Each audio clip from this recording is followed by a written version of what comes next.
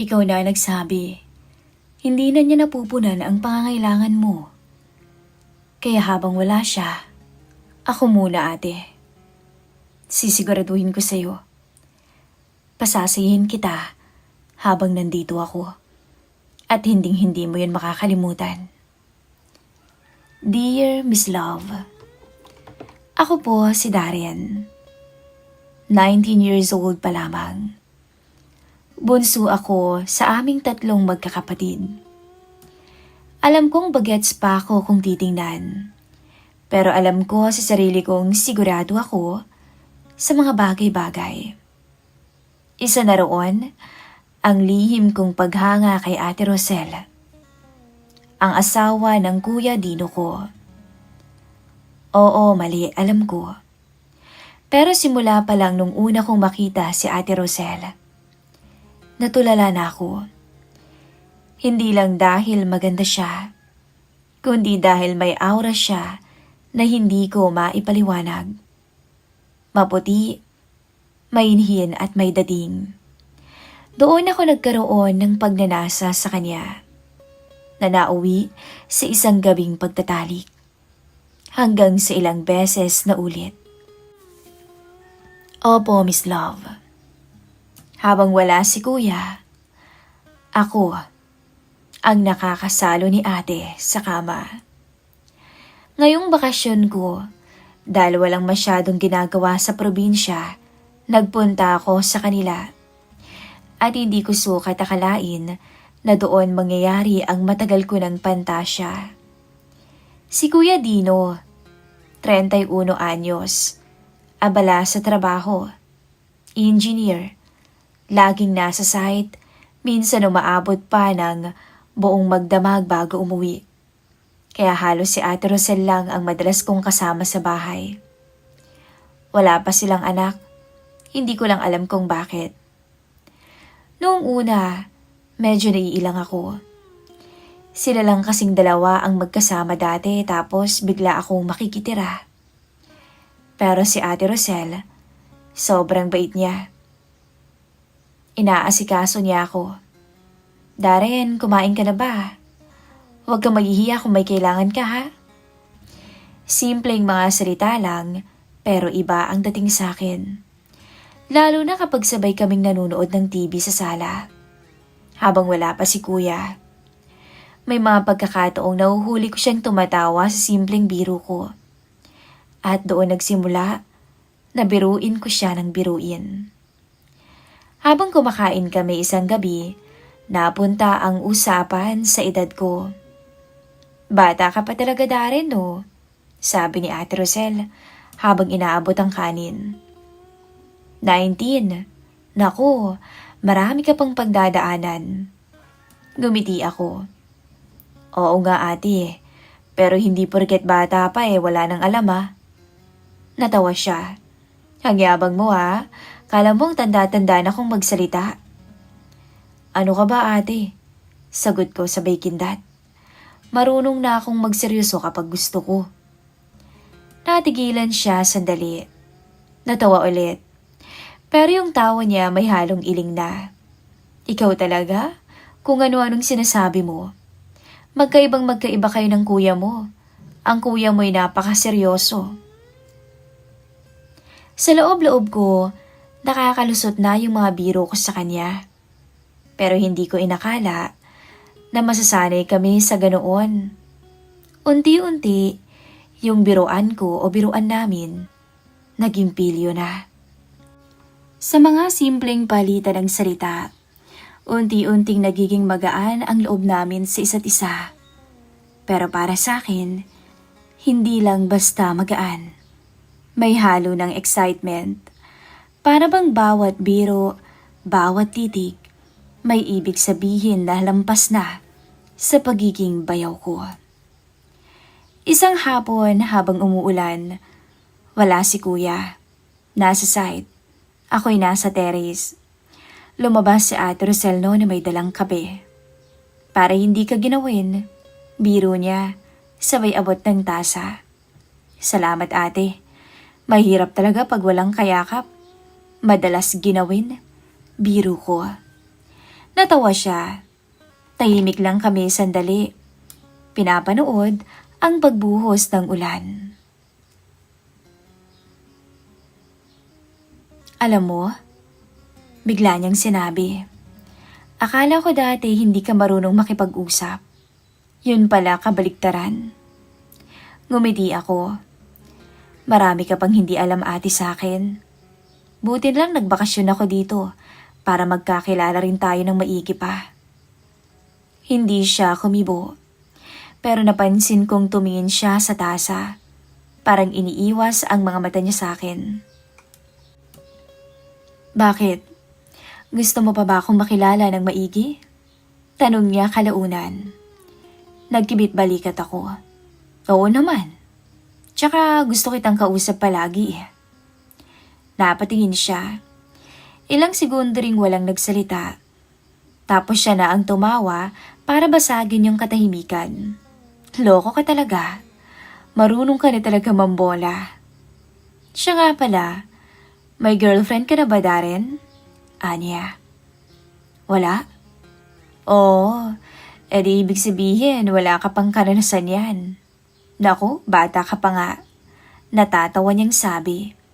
Yun ba ang tingin mo sa akin? Sabi ko. Sabi mo wala kang girlfriend.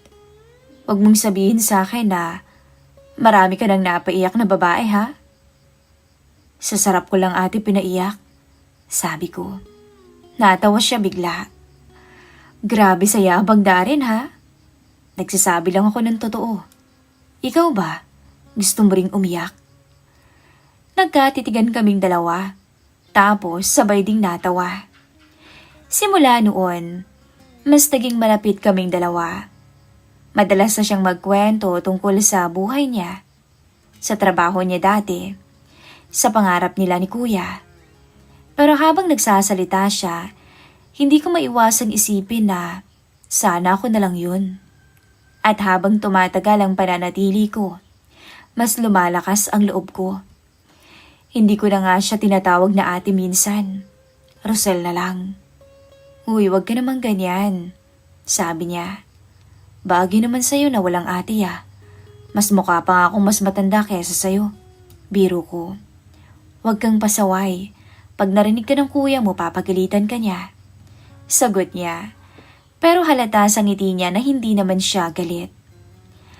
Alam kong mali. Alam kong pag nalaman ni kuya, baka magalit siya sa akin. Pero sa bawat araw na kasama ko si Ate Rosel, lalo akong nahuhulog. At pakiramdam ko, kahit siya may nararamdaman na rin. Isang beses nga, nag-inuman kami. Ako lamang at siya. Hindi naman malakas, beer lang. Pero habang nagkukwento siya, napansin kong namumula ang pisngi niya. At nang magkasalubong ang mga mata namin, hindi na yun simpleng tinginan lang. May apoy na. May tensyon. Pero bago pa may mangyari, siya na agad ang umiwas. Tumayo siya at nagligpit na. Matulog ka na, Darren. Huwag ka masyadong magpuyat. Anya. Naiwan tuloy akong nakatitig sa kanya habang papalayo siya. Simula nung gabing yun, hindi na mawala sa isip ko yung mga titig niya. Hindi rin siya kagaya ng dati. Minsan parang mas malambing na siya sa akin. Minsan naman, bigla siyang natatahimik kapag nagbibiro ako. Araw-araw, mas lumalakas ang loob ko. Si Kuya, palaging busy, palaging wala. Kaya sa tuwing kaming dalawa lang ni At, isang hapon, nagluluto siya sa may kusina. Nakasuot lamang siya ng yung kawali. Tapos lumapit ako sa kanya. Napatili pa siya ng bagya. Uy, ano ka ba? Tumawa ako. Gusto ko lang makita akong masarap. Sabi ko habang nakatitig sa kanya. Ikaw talaga. Ang kulit-kulit mo. Sabi niya pero may ngiti sa labi. Nang matapos siyang magluto, sabay kaming kumain. Sa gitna ng pagkain, bigla siyang nagtanong. Hindi ka ba nababato dito, Darren? 2 linggo ka na, puro bahay ka lang. Ngumisi ako. Hindi naman, Ate Rosel. Masaya nga ako kasi kasama kita. Natigilan siya. Nagtagpo ang mga mata namin. Ilang segundo rin bago siya nagsalita. Huwag kang ganyan. Mahinang sabi niya. Bakit? Totoo naman. Sagot ko. Hindi na siya kumibo. Pero alam ko, naramdaman niya rin yung bigat ng mga salita ko. Minsan naman, sabay kaming naglalaba sa likod ng bahay. Ako yung nagbabanlaw. Siya yung nagkukusot. Habang nakayuko siya, hindi ko maiwasang mapatingin. Ang ganda ng katawan niya kahit simpleng kilos lang. Ate, ang sipag-sipag mo talaga. Bilib na bilib ako sa'yo. Sabi ko. Ngumiti siya nang hindi tumitingin. Siyempre, wala namang ibang tutulong paano kung ako na lang ang tumulong sa'yo palagi? Napailing siya. Ewan ko sa'yo, Darren. Isang gabi, nakita ko siyang nakaupo sa may sala. Nanonood ng TV. Nakashort lang siya at maluwag na sando. Halatang galing sa paliko. Basa pang buhok niya at amoy ko pa yung sabon. Oh, kala ko tulog ka na. Tanong ko sa kanya nung lumabas ako ng kwarto ko. Hindi pa ako antok, ikaw?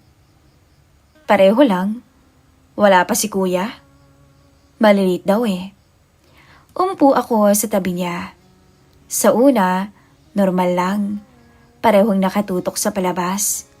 Pero habang tumatagal, napapansin kong dumidikit ang braso namin. Hindi naman niya inaalis. Kaya lalo kong inilalapit ang sarili ko. Nagkatinginan kaming dalawa. Tapos bigla siyang tumayo. Darren, matulog ka na nga. Baka mapuyat ka pa. Sabi niya. Ngumiti lang ako. Pero bago siya pumasok sa kwarto, napansin kong napakagat siya ng labi. Parang pinipigilan ang sarili. Habang nakahiga ako, hindi ako mapakali. Oo ate. Bakit? Gusto mong kumain? Sabay ka na sa akin. Lumabas ako. Nakangiti siya. Hindi kasi ako makatulog Naalala ko baka nagugutom ka rin. Anya. Sa lamesa, umupo ako sa harapan niya. Tahimik kaming kumain.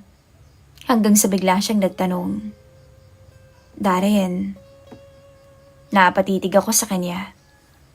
Ano yun? Alam mo bang may problema kami ng kuya mo? Ha? Lagi siyang wala. Lagi siyang busy. Nakikita mo naman, di ba? Lagi naming napag-aawayan yun. Alam mo bang matagal ko nang gustong magkaanak? Pero bihira lang na may mangyari sa amin. Yung sinasabi mong gusto mo akong makasama. Yung mga tawag mo sa akin. Yung mga titig mo. Biro lang ba yung mga yon? Huminga ako ng malalim. Hindi yun biro, sabi ko. Natigilan siya. Halos malaglag yung tinidor na hawak niya. Tiningnan niya ako at halatang kinakabahan siya. Kung ganon. Natahimik siya. Kita ko yung mabilis na paghinga niya. Yung pag-aalangan niya. Hanggang sa tumayo siya. Kung ganon kaya mo ba akong paligayahin? O mas magandang paiyakin katulad ng sinasabi mo? Rosel, tawag ko. Hindi ko siya tinawag na ate. Dagulan.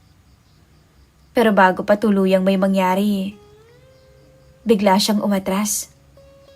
Parang hindi ko yata kaya. Wika niya at mabilis tumalikod papasok sa kwarto nila. Iniwan akong tulala sa mesa, naiwan sa ere, nanginginig sa kaba at excitement. Pagkatapos ng gabing halos magkaaminan na kaming dalawa, hindi na ako mapakali. Paulit-ulit sa isip ko yung huling eksena. Yung kamay niyang hawak ko, Yung pagtawag ko sa pangalan niya ng walang ate. At yung paraan ng pagkakatingin niya sa akin bago siya tumalikod. At lalong-lalo na, yung sinabi niyang kung pwede ko siyang paligayahin. Alam kong gusto niya, kahit hindi niya sabihin, ramdam na ramdam ko na sa mga titig niya, sa mga kilos niya, at sa mga sandaling pinipigilan lang niya ang sarili niya. At habang tumatagal, lalo akong nagiging sigurado, magiging akin siya. Hanggang sa dumating ang isang gabi, na nangyari na ang lahat. Si Kuya, 3 araw na hindi makakauwi, dahil sobrang dami raw ng trabaho sa site. Nag-away pa nga sila ni ate. Ako ay tambay lang sa bahay, nag-aabang ng paglipas ng oras. Nang gabing yun, nanunood si Ate Rosel sa sala. Kakalabas ko lang doon ng banyo. Naka-short at puting sando lang. Umupo ako sa tabi niya. Ayos lang naman, normal lang, pareho kaming tutok sa palabas. Hanggang sa bigla akong naisip, ito na yata yung tamang pagkakataon. Rosel, tawag ko. Hindi ko ulit nilagyan ng ate. Lumingon siya. Ano? Rosel, ulit ko ulit sa mas mababang boses. Pwede bang wag na tayong magkulukuhan na dalawa? Sabi ko. Napatitig siya sa akin. Kita ko sa mga mata niya yung kaba, pero hindi siya sumagot. Darren, pinipilit kong pigilan ang sarili ko. Mahina niyang sabi. Pero hindi mo kaya. Hindi mo kakayanin yan. Sagot ko. Pasensya ka na. Sa araw-araw kitang kasama. Araw-araw ko rin pinipigilan ang sarili ko. Pero alam kong may nararamdaman ka rin. Pero ayokong lukohin ang kuya mo, Darren. Huminga siya ng malalim. Iniiwas ang tingin sa akin. Tahimik lamang ako. Tanging tunog lamang ng TV yung maririnig. Hanggang sa unti-unti kong inilapit ang mukha ko sa kanya. Pero hindi gumalaw si Ate Rosel. Ramdam ko yung tibok ng puso niya. At sa isang iglap, naglapat ang labi naming dalawa. Parang sumabog ang mundo ko. Mainit, matamis, at punong-puno ng kaba. Hindi siya agad gumanti. Pero hindi rin siya tumulak. Nung tumagal, dahan-dahan niyang sinara ang mga mata niya hanggang sa gumanti na siya ng halik. Sa loob-loob ko, tapos na. Wala nang atrasan. Niyakap ko siya ng mahigpit. Ramdam ko ang init ng katawan niya. Ang amoy niya. Hindi ko alam kung gaano katagal yung halikan naming dalawa, pero pakiramdam ko oras na ang lumipas. Bigla siyang kumalas. Darren, tama na. Hindi pwede. Hinawakan ko ang kamay niya. Pero gusto mo. Ramdam kong gusto mo. Kaya wag ka nang tumanggi. Wag mo nang pigilan ang sarili mo. Wala naman si kuya eh. Hindi naman niya malalaman. Akong bahala sa'yo. Hindi na siya sumagot. Pero hindi rin niya binawi ang kamay niya. Nagkatinginan kami at parehong nanginginig. Tapos dahan-dahan ko siya ulit hinila papalapit. At sa ikalawang pagkakataon, naglapat ulit ang labi naming dalawa. Mas mariin na ngayon at mas totoo. Huminga siya ng malalim sa pagitan ng halik. Si Dino. Wala naman siya, Ate Rosel. Huwag mo muna siyang isipin. Alam mo namang abala siya, hindi ba? Sagot ko na halos pabulong. Ikaw na ang nagsabi. Hindi na niya napupunan ang pangangailangan mo. Kaya habang wala siya, ako muna. Ako muna ang magiging asawa mo. At sisiguraduhin ko sa'yo, pasasayin kita habang nandito ako. at hinding-hindi mo yun makakalimutan. Doon ko naramdaman na tuluyan na siyang bumigay. Gumanti na siya, mas mapusok. Nawala na ang lahat ng pag-aalinlangan niya. Nung mga sandaling yun, wala na kaming ibang inisip, kundi ang isa't isa. Mabilis kong inihiga siya sa may carpet. Naglaglagan na nga ang mga gamit sa mesa. Hindi ko na alintana kung may mabasag nang itulak ko yung mesa. Hanggang sa tuluyan kong makalas ang lahat sa kanya. Hindi ko sukat akalain na mangyayari to.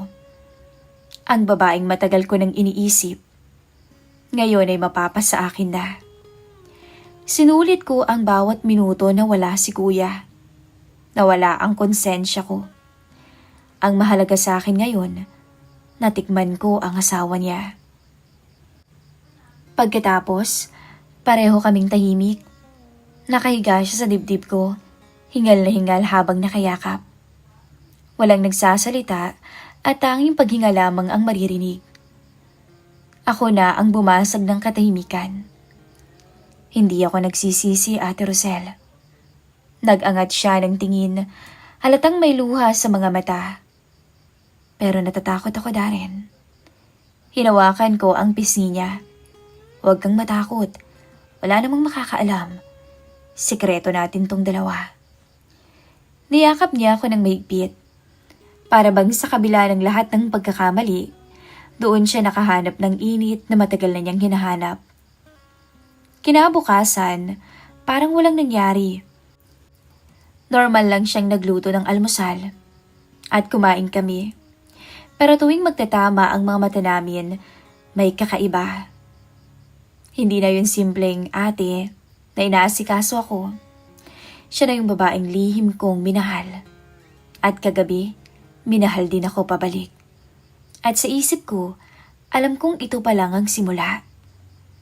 At alam ko rin na tinatraidor ko ang kuya ko. Lumipas pa ang mga araw. Isang gabi, dumating ako galing sa labas, pero hindi ako nagtagal doon. Pagbukas ko ng pinto, nakita ko si Ate Rosel sa sala, nakashort at sando. Nakataas pang isang paa niya sa sofa habang nanonood ng TV. Napatingin siya sa akin at ngumiti. Ang aga mo namang umuwi, Darren, sabi niya sabay lipat ng channel. Wala rin namang ganap sa labas eh. Mas gusto ko rito. Kasama ka. Sagot ko. Umikot ang mga mata niya pero hindi maitatago ang ngiti. Lumapit ako at umupo sa tabi niya. Ang lapit naming dalawa at ramdam ko agad yung init ng balat niya sa braso ko. Habang tumatagal, naging biro na naman ang usapan naming dalawa. Hanggang sa umabot na naman sa limitasyon. Hinawakan ko ang kamay niya at imbis na alisin, hinayaan niya lamang. Darren, tama na nga yan. Mahina niyang sabi pero hindi naman niya inaalis ang kamay ko. Kung talagang ayaw mo, edi dapat noon pa, bulong ko. Ramdam ko na naman ang mabilis na tibok ng dibdib niya. At bago pa ako makapag-isip kung tama o mali, yumuko ako at sinubukan ko siyang halikan. Sandali siyang umiwas, pero sa pangalawa, nagtagpo rin ang labi naming dalawa. Nakakakuryente.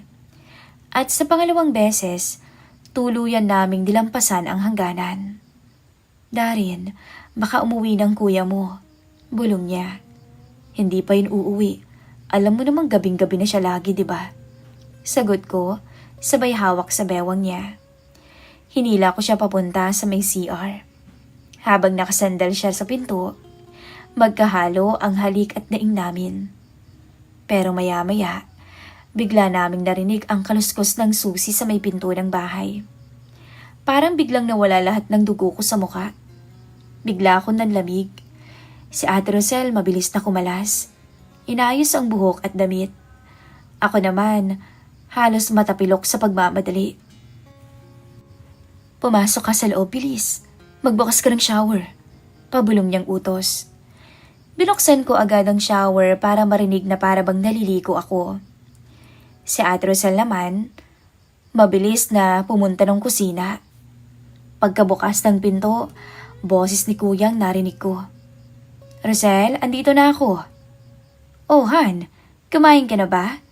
Sagot ni ate. Ang aga-aga mo yata ngayon. Anya pa na parang wala lang nangyari. Ako naiwan sa loob ng CR. Kinakabahan. Binabasa ko ang mukha ko para magmukhang galing sa pagligo. Paglabas ko, nakaupo na si Kuya sa lamesa. Oh, andito ka na pala bunso. Akala ko ba'y aalis ka at sa labas na magpapalipas ng gabi?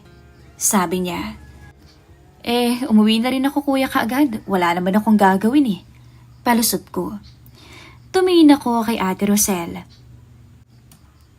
Nakatungo siya, pero kita ko ang pamumula ng pisngi niya. Habang kumakain kami ng hapunan, pareho kaming tahimik ni Ate Rosel. Sa bawat kagat ko ng pagkain, ramdam ko ang kaba at init ng eksenang halos mabuko kami. Akala ko pagkatapos ng muntikan na kaming mahuli, titigil na ang lahat. Pero hindi pala ganun kadali. Para bang mas lalo pa kaming tinulak ng takot at kaba papunta sa isa't isa.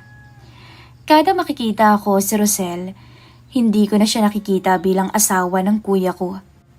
Nakikita ko siya bilang babae. Isang babaeng bumigay sa akin, sa mga hawak ko, sa mga halik na bawal.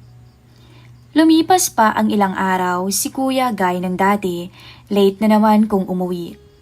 Ako, nasa sala at nag-i-internet. Si Ate Rosel abala sa kusina. Tinitingnan ko siya mula sa likod. Ang hubog ng katawan niya, ang ganda ng balakang niya, pati ang simpleng pagtali ng buhok ay para bang nakakapang-akit. Tumayo ako at lumapit. Hindi ko na iniisip kung tama. Hinawakan ko ang bewang niya habang nakatalikod siya. Darin, wag dito. Mahina niyang sabi pero hindi siya umalis. Huwag kang mag-alala. Wala naman si kuya. Tiyak kung gabi na naman yun makakauwi. Bulong ko. Huminto siya sa paghuhugas ng plato. Bumitaw siya ng mahina. Pero pagharap niya sa akin, hindi ko na siya pinigilan. Hinila ko siya papalapit at hinalikan ko. Mainit at mabigat. Mas mapanganib pa kaysa dati. Darin, huling beses na to ha. Last na to. Sabi niya habang naglalaban ang hininga namin. Pero alam kong pareho lang kami ng iniisip. Hindi pa dito matatapos. Hinila ko siya papunta sa kwarto ko. Ang kwartong ginagamit ko sa 2 buwang bakasyon ko. Doon, bumigay ulit kaming dalawa. Ramdam ko ang katawan niya. Ang bawat paghinga. Ang bawat ingay na kumakawala sa bibig niya. Napilit niyang pinipigil para hindi marinig ng mga kapitbahay. Ako naman, halos mabaliw sa tuwa at kaba. Tuwa dahil sa muli, nakuha ko ang babaeng matagal ko nang pinapangarap. At kaba, dahil alam kong bawal. Asawa siya ng kapatid ko. Alam kong iniisip niyo na wala akong konsensya at hindi ko na maitatama ang ginagawa kong pagkakamali. Pagkatapos, nakahiga kami pareho at pawisan. Nakatitig lamang ako sa kanya. Darin, mahina niyang sabi. Hindi na dapat maulit to. Mahal ko ang kuya mo. Hindi ko alam kung bakit to nangyayari sa ating dalawa. Pero dapat na natin itong itigil. Hindi ko masagot agad. Gusto kong sabihin na mahal ko siya. Gusto kong sabihin na simula pa noon, siya na ang babaeng nasa isip ko. Pero wala akong lakas ng loob. Ang lumabas lang sa bibig ko ay, pasensya ka na ate. Pero sa pag-alis ko dito, ibabalik din kita kay kuya. Tahimik kami ng ilang minuto. Hanggang sa bumangon na siya at nag-ayos ng sarili. Lumabas ng kwarto.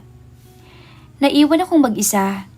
Nakahiga, hawak ang dibdib ko na parang sasabog sa bigat ng kasalanan ko. Maya-maya, narinig ko na ang tunog ng gate. Dumating na si kuya.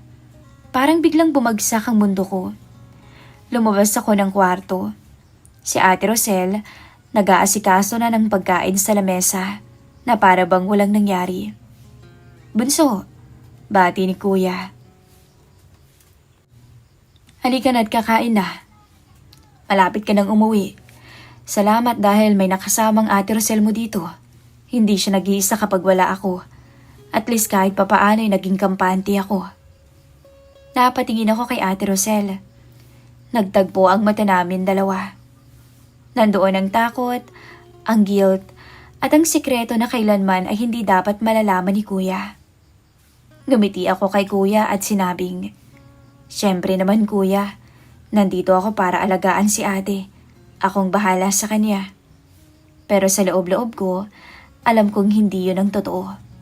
Dahil ang totoo, ako ang sumisira sa kanya.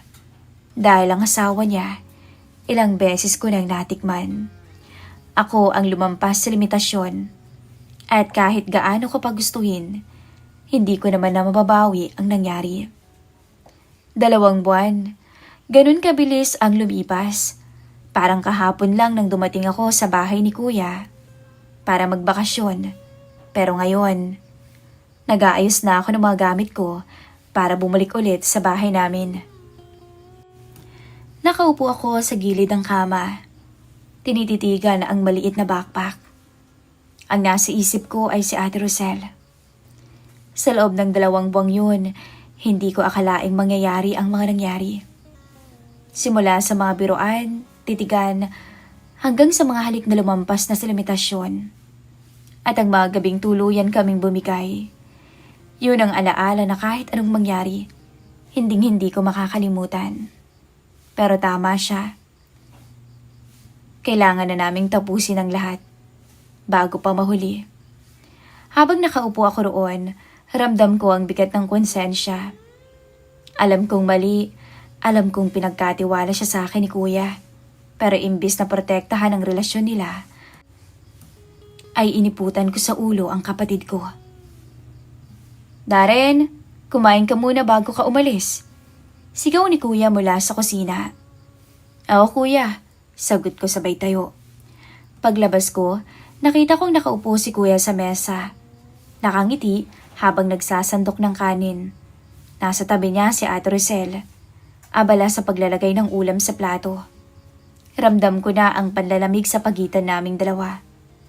"Salamat bunso ha. Ang laki ng tulong mo rito kay Rosel habang busy ako," sabi ni Kuya sabay tapik sa balikat ko. Napangiti ako. "Wala yun Kuya. Nag-enjoy din naman ako dito eh." Nagtagpo ang mga mata namin ni Ate Rosel. Saglit lamang yun, pero tila nagpapaalam na ang tingin niya. Habang kumakain kami, simple lang ang usapan. Si Kuya na ngayon ang nagbibiro. Yung mga plano niya. Ako nakikinig lang. Si Ate Rosel halos walang imik. Pagkatapos kumain, nagpaalam na ako. Bitbit ko ang bag at lumapit ako kay Kuya. "O paano, mag-iingat ka ron? Balik ka ulit dito ha?" "Oo naman Kuya, salamat sa lahat," sabi ko. Lumapit din ako kay Ate Rosel. "Salamat ate sa pag-aalaga mo," sabi ko at pilit na ngumingiti. Ngumiti rin siya. Sabay sabing, "Mag-iingat ka dun Darren." Yun lang, wala nang iba. Pero ramdam ko ang dami ng ibig sabihin sa likod ng simpleng salitang yun. Pag-alis ko ng bahay nila, nagpunta ako papuntang terminal. At habang nasa jeep, napatingin ako sa may bintana. Sa isip ko, hindi ko alam kung matutuwa ba ako sa bakasyon ko o makukonsensya. Alam kong pagkakamali yun. Alam kong delikado. Pagdating sa bus, naupo ako sa tabi ng bintana. At habang umaandar, kinuha ko ang cellphone ko. May isang unread message galing kay Ate Rosel. "Mag-iingat ka Darren. Huwag mo akong kakalimutan." Parang tumibok ng malakas ang dibdib ko. Halo-halo ang emosyong naramdaman ko. Hindi ko alam kung matutuwa ba ako o mas lalo yata akong matatakot. Pinikit ko ang aking mga mata. Ang tanging naisip ko, hindi pa yata tapos ang kwento naming dalawa. At sa pagbabalik ko sa kanila, alam kong may susunod pa. Hanggang dito na lamang po ang aking kwento. Ako po si Darren.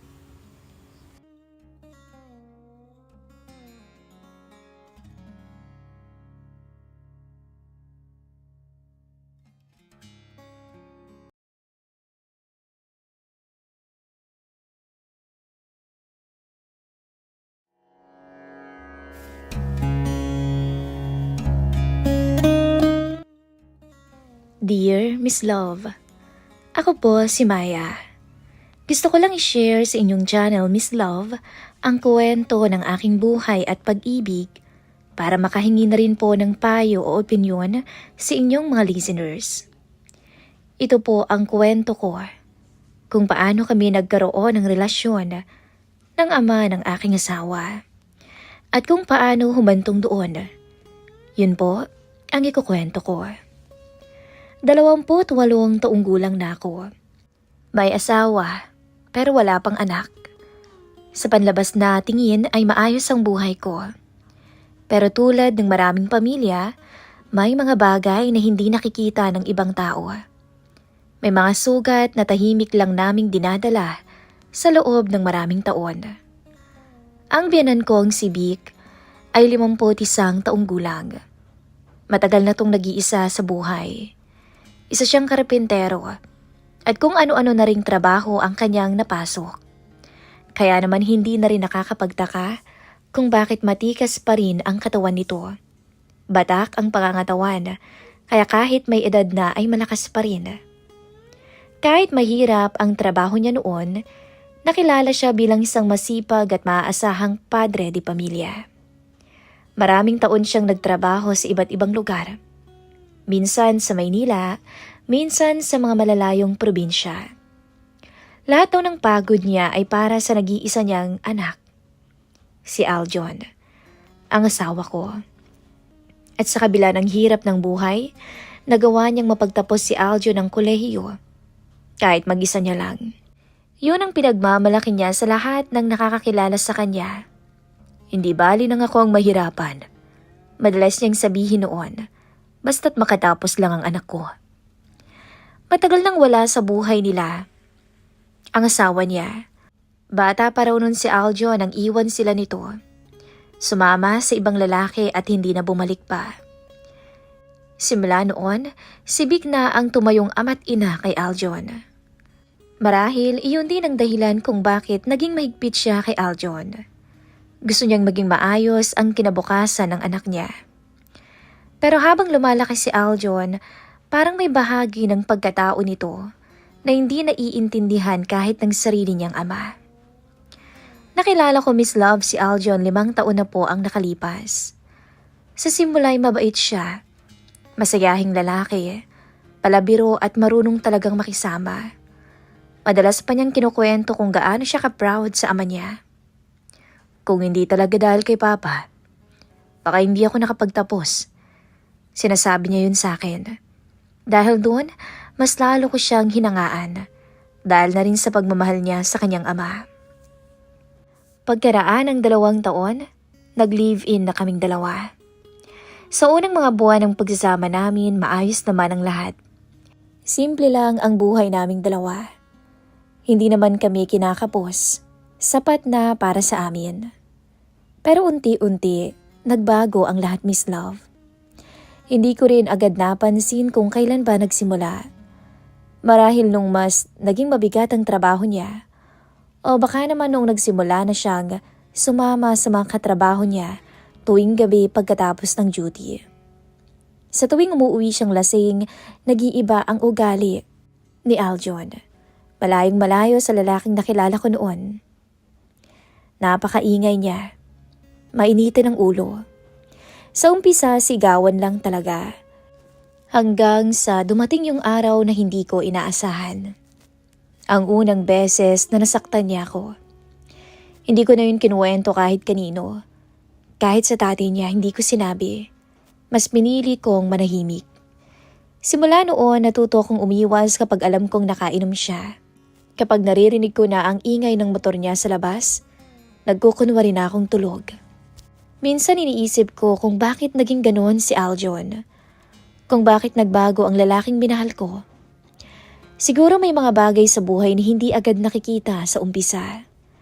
Kaya nga may kasabihang, hindi mo makikilala ang isang tao hanggat hindi mo ito nakakasama sa iisang bubong.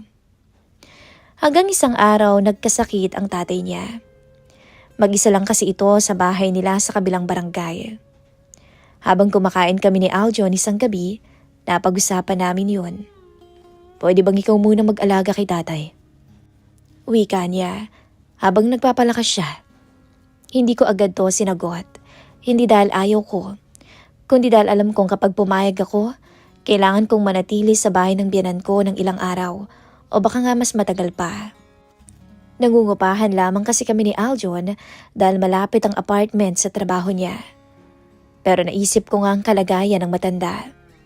Nag-iisa na lamang to sa buhay at may edad na. Sige, sagot ko. Ako na munang bahala sa kanya. Tumango si Aljon. Kinabukasan, hinatid niya ako sa bahay ng kanyang ama. Napakasimple lang ng bahay ni Vic. Maliit na sala, kusina at 2 kwarto. Nung makita niya kami sa pinto, nagulat pa siya. Oh, anak, bakit kayo nandito? Tanong niya. Lumapit si Aljon at pinaliwanag ang plano. Dito muna si Maya para may kasama ka.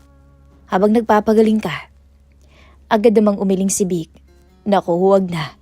Kaya ko pa naman mag-isa. Pero ngumiti ako. Ayos lang po.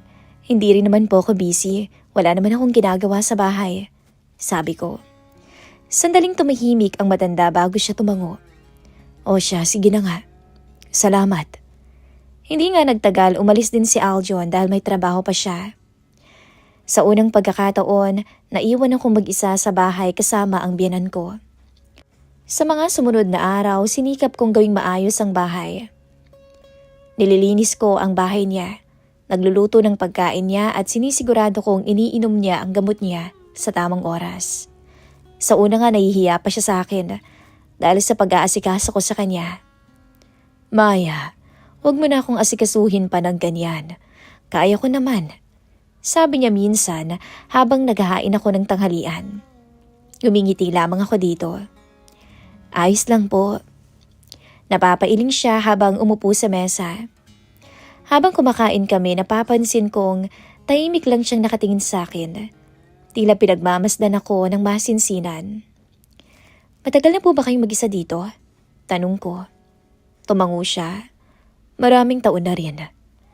Hindi ko na tinanong ang tungkol sa dating asawa niya. Ramdam kong mas mabuting huwag na yung ungkatin pa. Sa mga sumunod na araw, unti-unti kami naging komportable sa presensya ng isa't isa. Minsan nagkukwento siya tungkol sa nakaraan niya. Minsan naman tungkol kay Aljon ng bata pa to. Makulit yun noon. Sabi niya minsang nakangiti, pero masipag din mag-aral.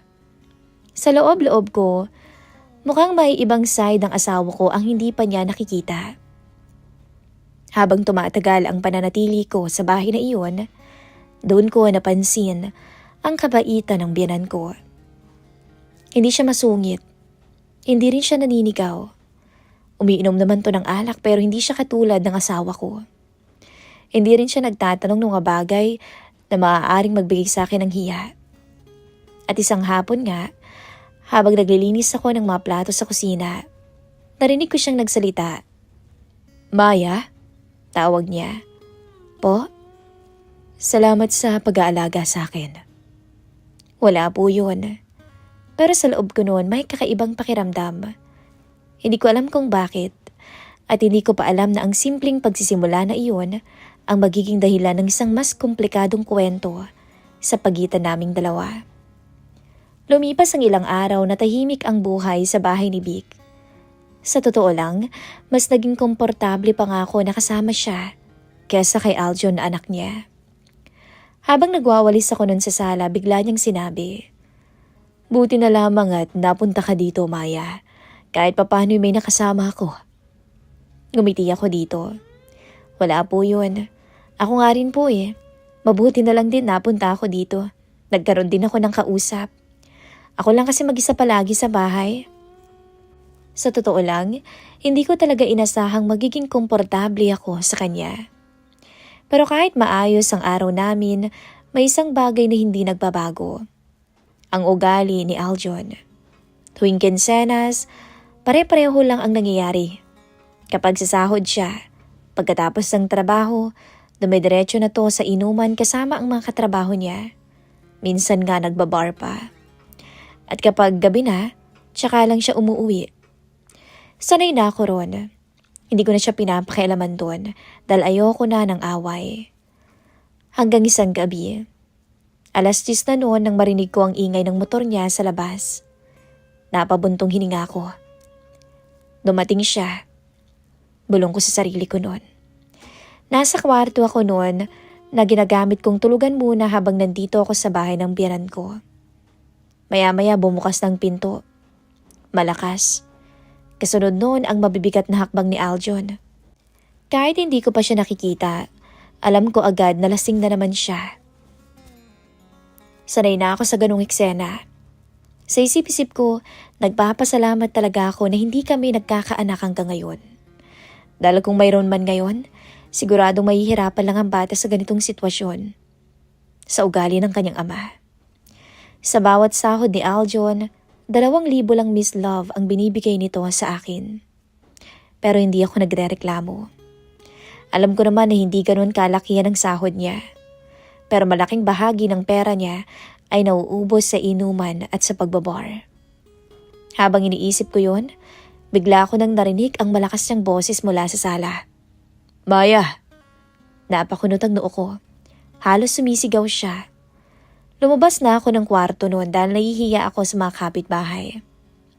Pagdating ko sa sala, nakita ko siyang nakatayo sa gitna, hawak ang bag niya at halatang wala sa ayos ang itsura.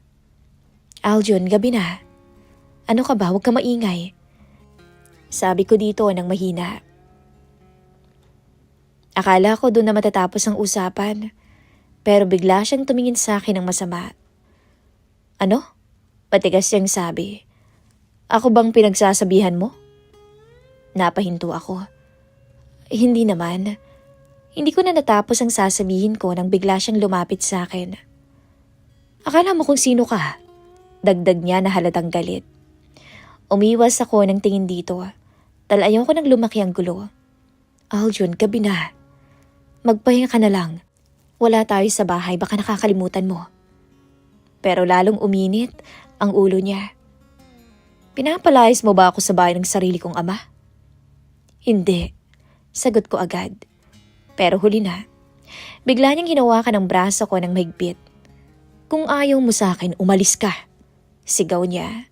Ramdam ko ang sakit sa pagkakahawak niya. "At wag na wag mo akong pinagsasabihan, Maya."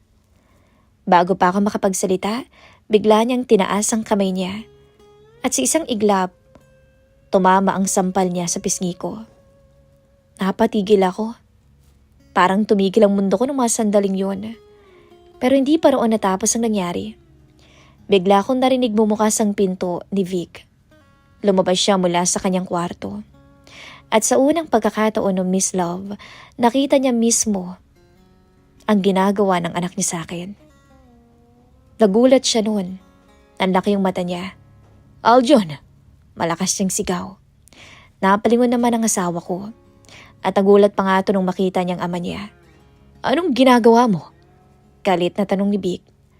Tahimik lang ako sa gilid, hawak ang pisngi ko. Lumapit si Vic sa amin. "Bakit mo sinasaktan ang asawa mo?"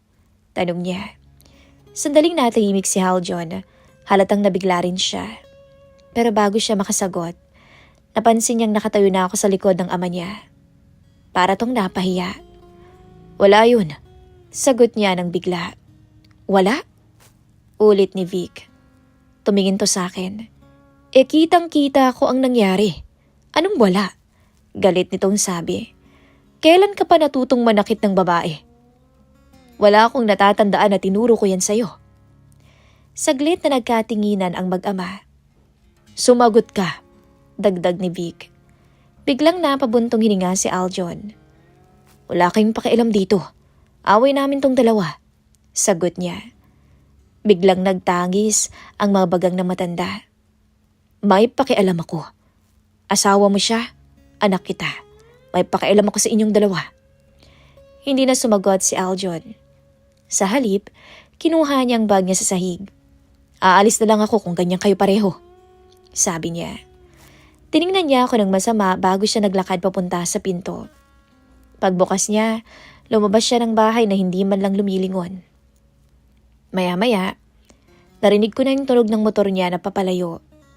Naiwan kaming dalawa ni Vic sa loob ng bahay. Hindi ko alam kung anong sasabihin. Lumapit to sa akin ng dahan-dahan.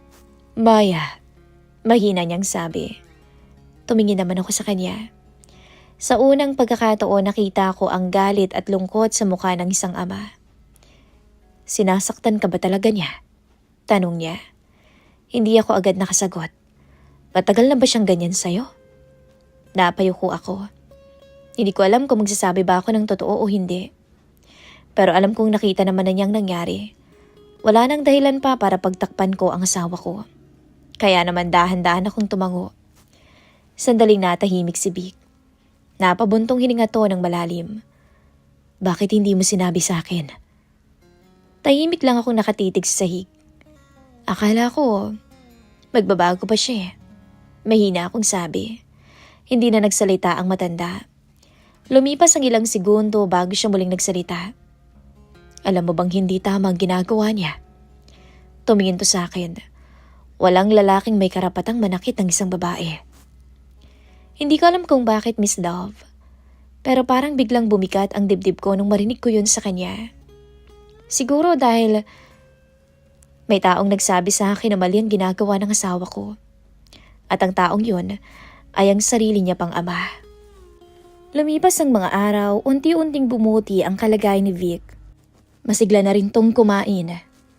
Isang umaga habang nagkakape kami, ngumiti ito sa akin. Mukhang malakas na ako ulit. Ngumiti rin ako. Oo nga po malaki na rin ang pinagbago niyo. Nagkalaman-laman na kayo. Napatingin siya sa akin sandali. Malaking tulong ang ginawa mo sa akin, Maya. Kaya maraming salamat. Umiling lang ako. Wala pong anuman. Nagpa siya na akong umuwi sa amin. Nagpaalam ako kay Vic. Babalik na po siguro ako sa apartment para maasikaso ko rin si Aljon. Sabi ko dito. Tahimik lamang siyang tumango. Naiintindihan ko. Para bago pa ako tuluyang makaalis, biglang nag-ring ang phone ko. Kaibigan ko yung tumatawag na nakatira rin sa parehong apartment building. Maya, nasan ka? Tanong niya sa telepono. Nasa bahay pa ako ng biran ko Bakit? Sandaling tumahimik ang kaibigan ko bago siya nagsalita ulit. Alam mo ba, akala ko hiwalay na kayong dalawa ni Aljon. Napakunot ang noo ko. Ano? Hindi bakit? May nakita ako ditong babae. Huminga to ng malalim. Nakatira sa apartment niyo. Para akong nabingi sa narinig ko. Ano? Mahina akong sabi. Dinala siya ni Aljon dito ilang araw nang nakalipas. Nanlamig ang katawan ko noon. Hindi ko alam kung anong mararamdaman ko. Galit ba, lungkot o pagkabigo? Teka, sigurado ka ba? Tanong ko. Oo naman. Sagot ng kaibigan ko. Nakikita ko nga silang magkasama dito Hindi na ako nagsalita pa. Pagkababa ko ng cellphone, agad akong nagpaalam kay Vic. Kailangan ko na pong umalis. Hindi ko na sinabi sa kanya ang nalaman ko. Pero halatang halata sa mukha ko ang galit at sama ng loob kay Aljon. Maya, may problema ba? Tanong niya. May kailangan lang po akong ayusin. At pagkatapos noon, umalis na ako. Hindi ko na hinintay pa na maggabi. Diretso akong pumunta sa apartment namin. At pagkarating ko nga doon, huminga muna ako ng malalim at binuksan ang pinto. At tama ngang sinasabi ng kaibigan ko. Dahil may babaeng nasa loob. Nakaupo to sa may sala na para bang komportableng-komportable na sarili niyang bahay. Pagkakita niya sa akin, nagulat siya. Ikaw ba si Maya? Tanong niya. Hindi na ako nagdalawang isip pa. Lumapit ako sa kanya. Anong ginagawa mo sa bahay ko? Matigas kong tanong. Dinala ko dito ni Aljon Sagot niya. Doon tuluyang sumabog ang galit ko. Hinila ko talaga siya sa buhok. Lumayas ka dito, sigaw ko. Nagulat pa nga siya at pilit na kumakawala sa pagkakahawak ko. Teka nga, bitawan mo nga ako, sigaw niya, pero hindi ako nakinig. Pinilit ko siyang palabasin ng pinto. Umalis ka dito, dagdag ko pa. Sa huli napilitan siyang umalis. Pagkasara ko ng pinto, doon ko lang naramdaman ang bigat sa dibdib ko. Umupo ako sa may sofa. Hindi ko alam kung iiyak ba ako o tatawa. Kinagabihan, dumating si Aljon. Pagpasok niya, ako ang bumungad sa kanya sa sala. Napahinto siya noon. Bakit ka nandito? Tanong niya agad. Tumayo ako. Natural bahay ko rin to. Sagot ko. Napansin niya agad na wala na yung babae. Nasaan si Mary? Tanong niya. Tumingin ako sa kanya. Yung babae? Pinalayas ko na. Nanlaki ang mata niya. Ano? Hindi ako papayag na may ibang babae sa bahay na to. Sagot ko. Biglang uminit ang ulo niya noon. At sino ka para magdesisyon dito, Maya? Napatitig ako sa kanya. Asawa mo ko. Pero imbis na maunawaan niya, lalo siyang nagalit. Teka, kung ayaw mo sa patakaran ko, lumayas ka. Wika niya. Natigilan ako noon. Dahil parang hindi na siya yung Aljon na kilala ko. Parang hindi siya yung Aljon na ilang taon kong kasama. Wala kang karapatan na magreklamo dahil hindi ikaw ang nagbabayad ng bahay. Hindi rin ikaw ang nagpapakain sa akin. Parang tumusok ang bawat salita niya sa dibdib ko. Tandaan mo, Maya, ako ang nagpapalamon sa'yo. Dagdag pa niya, tandaan mo yan. Doon na ako sumagot. Kung ganyan ang katwiran mo, baka asa ka mula ngayon, wala ka ng katulong sa bahay na to. Naapakunot ang noon niya, tas nagpatuloy ako. Buti pa ang katulong eh. Sumasahod ng malaki. Ako, 2,000 lang ang binibigay mo sa akin. Tahimik siyang tumingin sa akin. Ako na asawa mo. Iniiwan mo dito na parang katulong. Maglilinis ng kalat mo, magluluto ng pagkain mo, maglalaban ng mga damit mo. Huminga ako ng malalim. Ni minsan hindi mo nakita ang halaga ko. Hindi siya sumagot, pero ramdam ko ang galit niya sa akin. Kung ganyan ang tingin mo sa akin, fine. Maghiwalay tayong dalawa. Alam mo, ngayon ako nagpapasalamat na hindi tayo nagkaanak na dalawa. Na hindi tayo nagpakasal. Napangisi siya. Huwag mo akong takutin. Hindi kita kailangan, Maya.